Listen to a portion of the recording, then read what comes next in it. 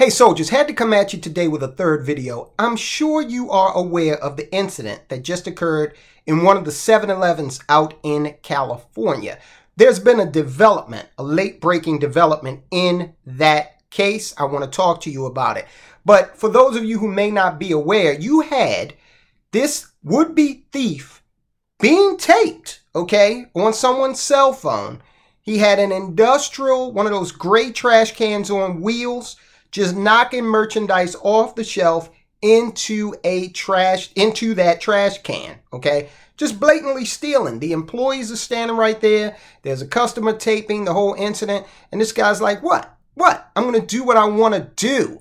And the reason that he felt emboldened is because of California, the state, and several of the municipalities have very pro-criminal laws.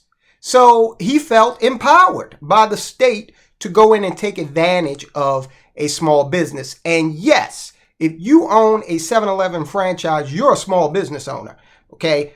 The corporation is one thing, but these franchises are quite another. You are still a small business owner, and you're responsible for that inventory, okay? So he's stealing. A lot of times that stuff is not going to be covered by insurance. That's going to come out of your revenues. So what happened, and I cannot air the video here on YouTube, but it is all over the internet. You won't have any trouble finding it. The guy is putting the merchandise into the trash can, daring anybody to do anything about it. And, well, the guys that worked there at the 7-Eleven, they had had enough.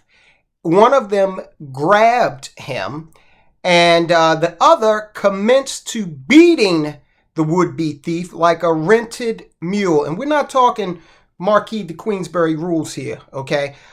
He got a spanking, basically, something his father had never given him. And I want to hear from you. Do you think that was appropriate? Before we talk about this late-breaking development in that case, I want to know from you. Just put in the comments now or when you finish watching the video at any point.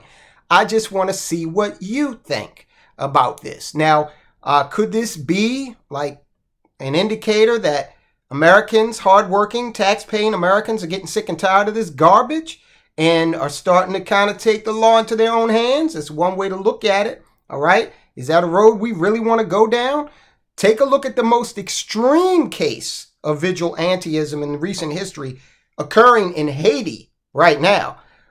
Brutal, all right? The communities are taking their communities back by force, okay, to be charitable about it.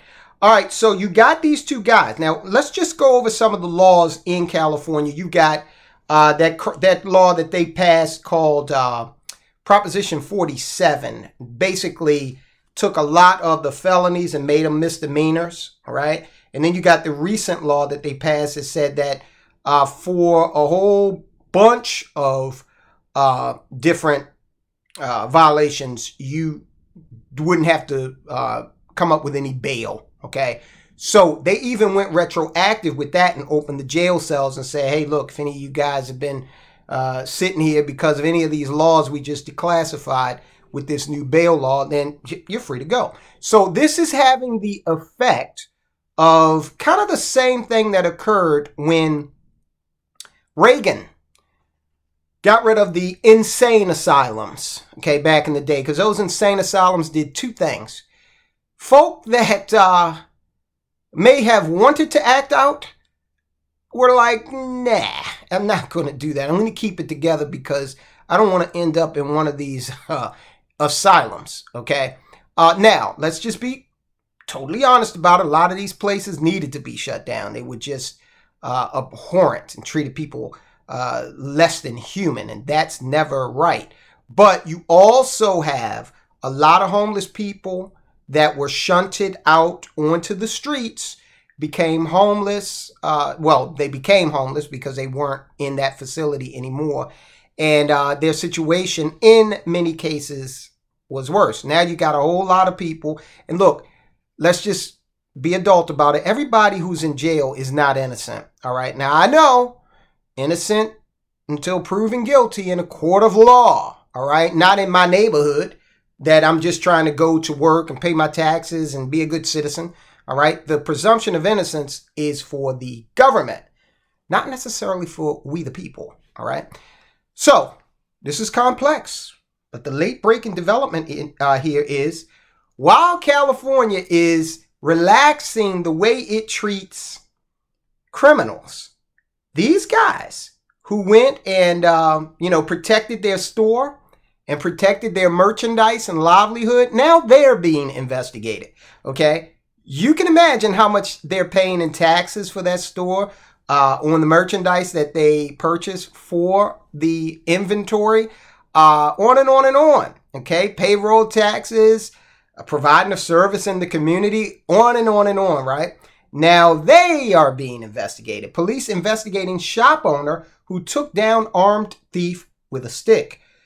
Just when it appeared that a law-abiding business owner had scored a victory against a scumbag shoplifter for once by subduing him with an almighty thrashing, the police have stepped in to criminally investigate the shopkeeper for assault. Let me tell you something, and I'm sure it's like this all across America. I know that there's some establishments in West Baltimore when I was growing up. If you went in there, the one my grandmother used to work in, it was the cafeteria for the Diamond Cab Company.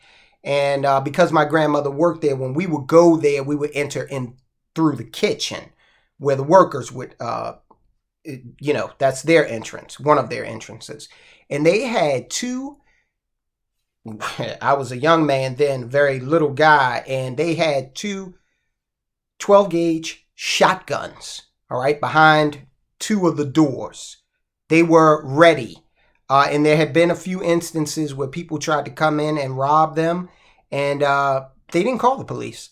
And I know there are many such establishments throughout the United States of America. So let's not pretend like people should be allowed to just come in and do whatever the hell they want in these types of situations. Okay, there has to be a line drawn somewhere, and you can't reason with animals. You have to speak in a language that they understand. And this guy getting his ass whipped, I'm sure was a language that he understood. He should not be allowed to sue or press charges because he was involved in the commission of a crime. So the police are investigating them. KCRA.com reports that the clerk at a 7-Eleven in Stockton, Northern California, who was captured on video taking down a man threatening to pull a gun and filling up a barrel, it was a trash can, full of products, is now the one under investigation by the cops. The would-be thief had visited the store 3 times on the evening in question, each time threatening the shopkeepers and stealing from them. So he was just coming back and forth every time. I guess he needed to sell something to get a hit. Let me just go back over to the 7-Eleven. They ain't going to do nothing. And let me just steal from them again. On the third attempt, okay, 3 strikes and you're out. On the third attempt, he got what was coming to him. There's a tweet here from Greg Price. He says, Clown World. The Sikh convenience store clerk who beat the piss out of a shoplifter with a stick is under investigation from Stockton, California police for assault. The clerks also said the same man stole from their store 2 other times. As we see time and again, police don't even bother preventing robbery anymore. These response times, they show up, you call 911 and say, hey, I just got robbed. That's not a priority. All right, they'll show up depending on the jurisdiction 20 minutes, maybe an hour later. So that tells you they're not concerned about catching anybody. Right? They come over, take a report, and, whatever. Good luck. They're not even pretending that they're trying to stop crime. And some might argue to say, hey, look, you guys wanted the police defunded.